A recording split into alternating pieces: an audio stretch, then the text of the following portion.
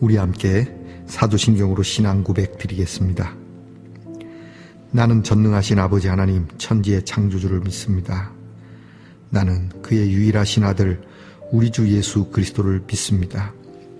그는 성령으로 잉태되어 동정녀 마리아에게서 나시고 본디오 빌라도에게 고난을 받아 십자가에 못 박혀 죽으시고 장사된 지 사흘 만에 죽은 자 가운데서 다시 살아나셨으며 하늘에 오르시어 전능하신 아버지 하나님 우편에 앉아 계시다가 거기로부터 살아있는 자와 죽은 자를 심판하러 오십니다.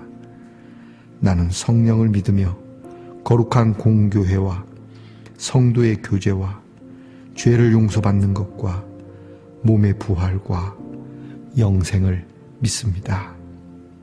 아멘. 오늘 우리가 함께 부를 찬송은 찬송가 277장입니다. 양떼를 떠나서 찬송가 277장을 함께 부르겠습니다.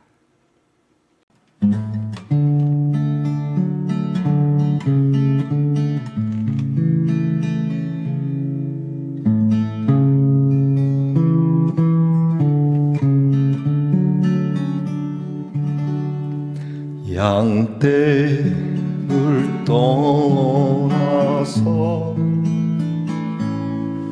길 잃어버린 나 목자의 소리 싫어서 먼 길로 나갔네. 방탕한 이 몸은 큰 불효행하여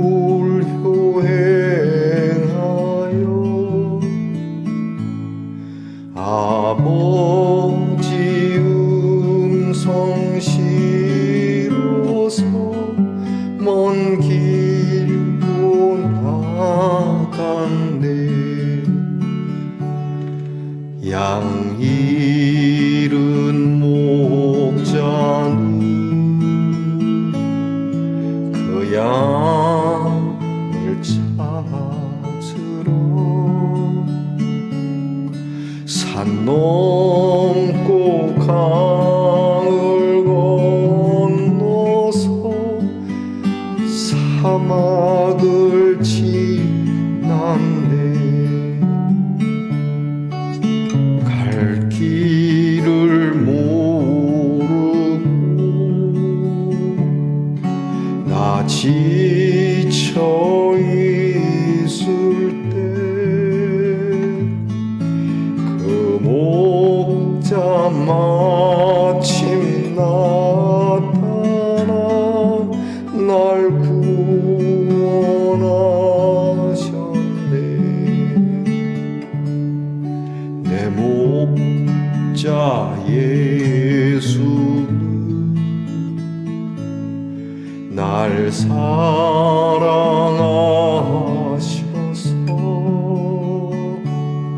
그 피로 나를 씻으사 온전케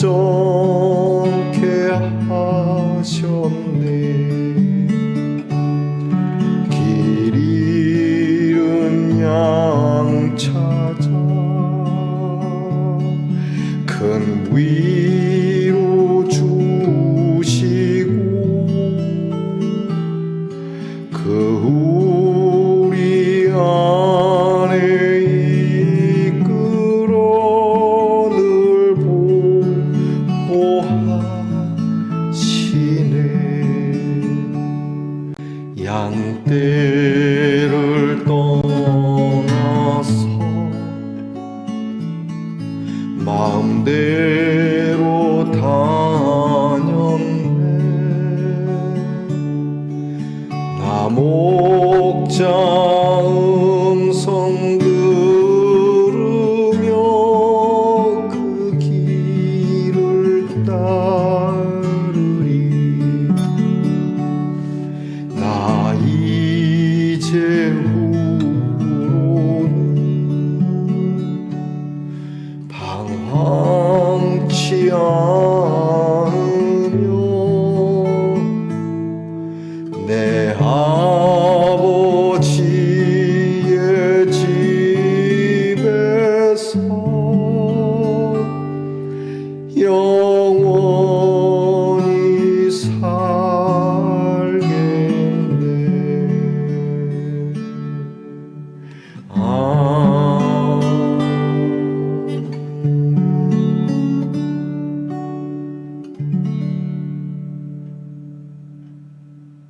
우리 함께 겸손한 마음으로 기도드리겠습니다. 99마리 양보다 잃어버린 한 마리 양의 소중함을 우리에게 가르치시고 그 은혜로 오늘 우리가 있게 하심을 감사드립니다. 주님의 음성 싫어서, 신앙생활하는 것이 싫어서 이런저런 핑계를 대며 대대하게 살아가는 우리에게 오늘도 찾아오셔서 우리를 잃어버린 소중한 양 한 마리로 기억하시고 복을 주시고자 우리의 이름을 부르시는 그 음성을 따라 주님 앞에 엎드립니다. 더 이상 방탕의 이유를 찾지 않으며 거룩함의 이유를 찾아 주님 앞에 엎드리오니 우리의 남은 인생은 우리와 같은 잃어버린 한 마리 양에 집중하시는 하나님의 마음을 담게 하옵소서. 하나님, 오늘도 병약한 가운데서 이렇게 하나님께 그 음성을 들려달라 호소하는 성도들을 불쌍히 여기시고 병이 나음으로 인한 병자의 기쁨만이 아니라 함께 기도하는 우리에게도 큰 기쁨을 허락해 주실 줄 믿고 간구합니다. 도와주시고 치료해 주시옵소서. 우리의 자녀들을 위하여 기도하오니 공부하는 자녀들이 이렇게 한 사람의 소중함을 알고 공부하게 하시고 나라를 지키는 자녀들이 연약한 한 사람의 자유와 평등과 평화를 위한 나라를 지키는 일이 소중하다는 것을 알게 하옵소서. 직장에서 애쓰며 수고하는 자녀들, 오늘도 빈궁 가운데서 힘들어하는 이웃을 위한 수고로움이 그 마음에 헛되지 않도록 그 마음을 품고 직장 생활을 하게 하시고 멀리 해와 객지에 나가 있는 우리의 자녀들 또한 어느 곳에 있든지 하나님께서 눈여겨보시는 사람들이 있다는 것을 기억하고 지역과 인종을 넘어 서 있는 곳에서 하나님께 기쁨이 되는 자녀들이 되게 해 주시옵소서. 사순절의 귀한 말씀으로 우리의 믿음의 영역을 넓힙니다. 이 말씀이 우리의 믿음을 성숙하게 하옵시고 이 말씀으로 우리의 인생의 기준을 바르게 잡고 방황하지 아니하고 살아가는 저희들 되게 해 주시옵소서. 감사드리며 예수님 이름으로 기도하옵나이다. 아멘. 오늘 우리가 함께 나눌 묵상의 말씀은 마태복음 18장 12절로 13절까지의 말씀입니다. 마태복음 18장 12절로 13절까지의 말씀을 저와 함께 소리내어 같이 읽겠습니다. 너희 생각에는 어떠하냐? 만일 어떤 사람이 양 100마리가 있는데 그 중에 하나가 길을 잃었으면 그 99마리를 산에 두고 가서 길 잃은 양을 찾지 않겠느냐?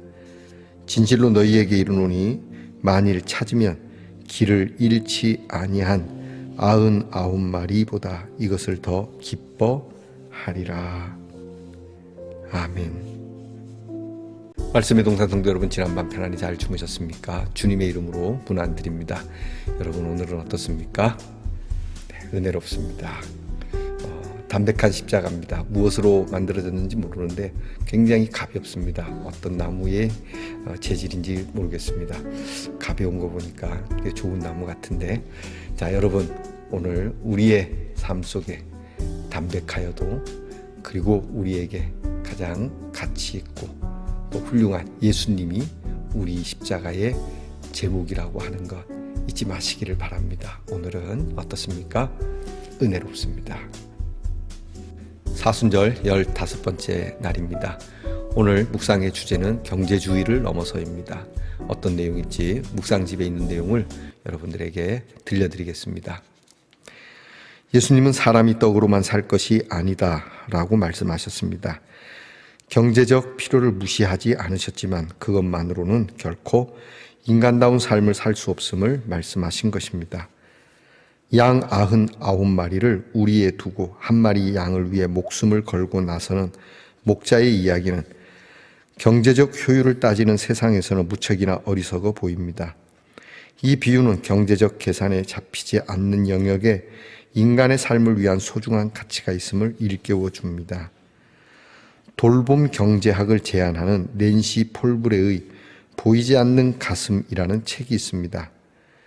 애덤 스미스의 국부론에 나오는 보이지 않는 손에 대한 비판이지요. 애덤 스미스는 인간은 기본적으로 이기적인데 각자가 자기의 이익을 위해 열심히 노력하면 사회가 잘 돌아갈 것이라고 주장했습니다. 보이지 않는 손이 수요와 공급을 조절한다는 것입니다.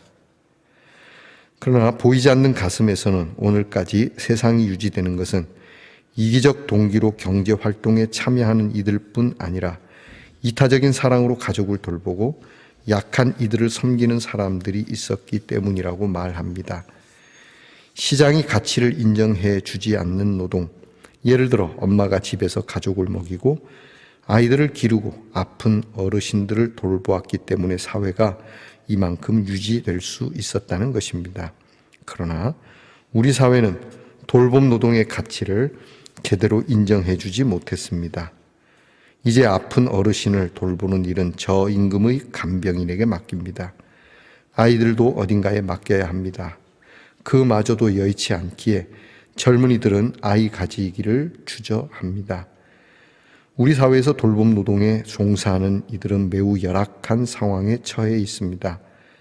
고령 인구는 점점 늘어나고 많은 노동은 로봇이나 AI가 대신할 것입니다. 이대로 간다면 부의 편중 또한 상상도 못하게 심해질 것입니다.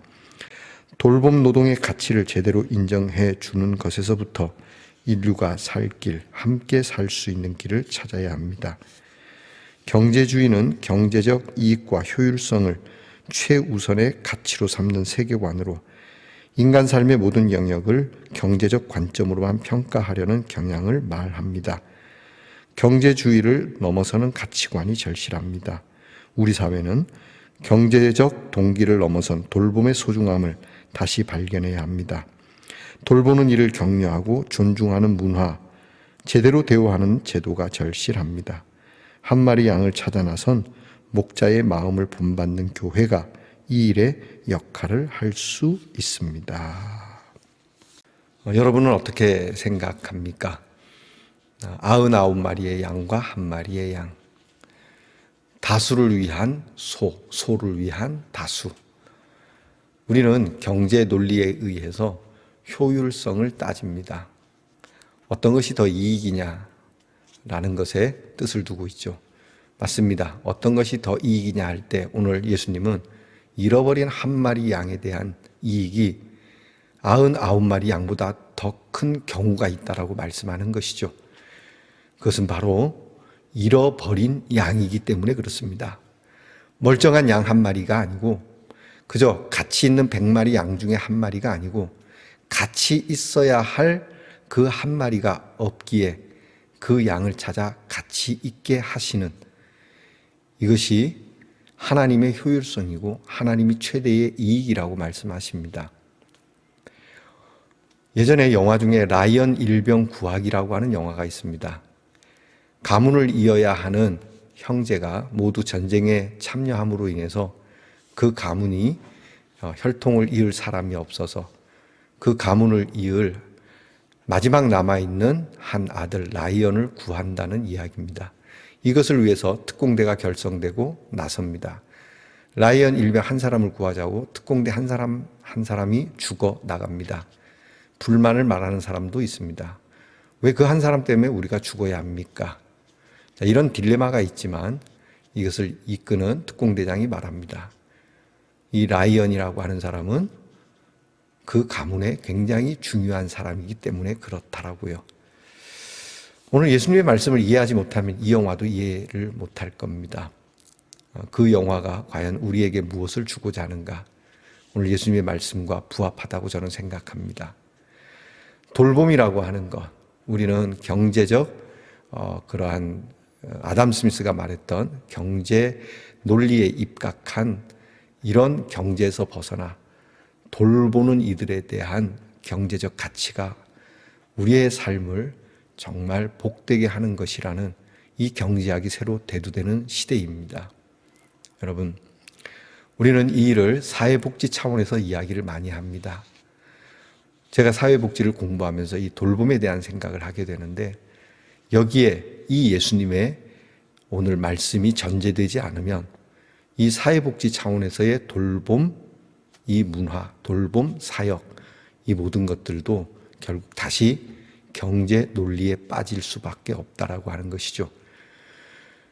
기독교 사회복지학과가 있습니다. 그러나 기독교뿐만이 아니라 모든 사회복지에 종사하시는 분들이 오늘 예수님의 이 말씀을 잘 이해하고 수용을 한다면 우리의 사회복지는 정말 훌륭한 사회복지 체계가 될 것이라고 확신합니다. 교회에서도 마찬가지입니다. 여러분, 소외된 지역에 있는 사람들을 돌보는 이들에 대한 처우와 개선, 그리고 그들에 대한 우리의 존경과 그리고 이 돌봄 사역에 대한 중요한 가치, 이것을 오늘 주님 말씀에서 배워야 합니다. 우리 모두가 잃어버린 한 사람, 그 한 사람이 우리에게 절실한 우리의 한 몸의 지체라고 하는 사실. 여러분 어떻습니까? 예수님의 이 말씀이 있지 않았다면 오늘 한국에 교회가 설 수가 없다는 사실을 인정하십니까? 선교사들이 효율성을 따졌다면 이 조선 땅에 고생스럽게 말씀을 가지고 왔겠습니까? 물론 마지못해서 온 선교사들도 있겠습니다마는 주로 예수님의 이 말씀이 그들의 마음을 자극했기 때문이라고 저는 믿습니다. 그러므로 오늘 이와 같은 마음으로 이 땅에 교회를 심은 그들이 있었기에 오늘 한국이 이렇게 풍요로운 것처럼 잃어버린 양 한 마리로 인하여 모두가 행복해질 수 있다는 보이지 않는 가슴에 대한 경제의 논리가 우리에게 그러한 복이 되어야 되지 않겠습니까? 예수님은 이 말씀을 하시면서 먼저 제자들에게 이렇게 얘기합니다. 너희 생각은 어떠하냐고. 여러분은 어떻게 생각하십니까? 이 99마리의 양과 잃어버린 한 마리의 양. 주님처럼 저도 여러분에게 다시 묻습니다. 여러분의 생각은 어떠하십니까? 우리 그 밑에 있는 기도 함께 드립시다. 주님, 우리는 만몬의 힘에 굴복한 현대사회의 모습을 아파합니다. 성장의 그늘에 소외된 이웃을 효용성의 이데올로기에 의해 무시당하는 이들을 생각합니다. 한 생명을 위해 목숨을 거시는 주님의 마음을 갖게 하옵소서. 예수님 이름으로 기도합니다. 아멘. 하늘에 계신 우리 아버지의 이름을 거룩하게 하시며 아버지의 나라가 오게 하시며 아버지의 뜻이 하늘에서와 같이 땅에서도 이루어지게 하소서. 오늘 우리에게 일용할 양식을 주시고 우리가 우리에게 잘못한 사람을 용서하여 준 것 같이 우리 죄를 용서하여 주시고 우리를 시험에 빠지지 않게 하시고 악에서 구하소서. 나라와 권능과 영광이 영원히 아버지의 것입니다. 아멘.